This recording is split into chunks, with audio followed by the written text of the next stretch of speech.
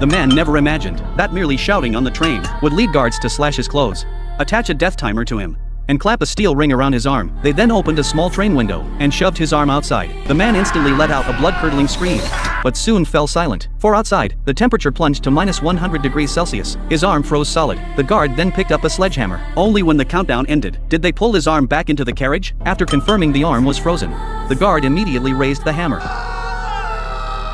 Yet witnessing all this unfold, the destitute passengers dared not resist, for Earth had plunged into an ice age. 99% of humanity had frozen into ice sculptures. The remaining 1% of survivors huddled aboard this perpetually moving train. But tragically, class divisions existed within this train. The wealthy occupied the first-class compartments at the front, living lives of extravagant luxury, while the poor were confined to the foul-smelling rear. Not only that, the wealthy would seize the children of the poor, and if the poor dared utter a single complaint, they faced brutal torture. Yet where there is oppression, there is resistance. This day, the poor could endure no longer. As the guards opened the car doors to distribute the nauseating black cakes, Jack resolved to risk his life, for he had observed the guards' guns were unloaded. To verify his suspicion, Jack pushed through the crowd, pointing the guard's gun at himself.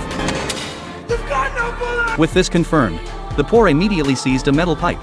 Surging toward the carriage door, they successfully blocked it shut. Since the guards' guns were empty, they were quickly subdued by the poor passengers. But just then, a soldier brandished a large iron hammer, terrifying everyone into staying back. A man stepped forward, stripped off his clothes, and swiftly charged toward the soldier, overpowering him. The group then proceeded to the train's prison car, rescuing the trapped father and daughter. To reach the train's first-class car, these two were crucial. The man was a master locksmith, and the daughter possessed a unique ability. She could hear sounds through train doors. Nobody there. As the man worked the lock, the door truly swung open, and indeed, it was deserted. For the first time in over a decade, they glimpsed the outside world, but now was no time for sightseeing. They had to escape before the guards returned. Just then, the girl suddenly sensed something.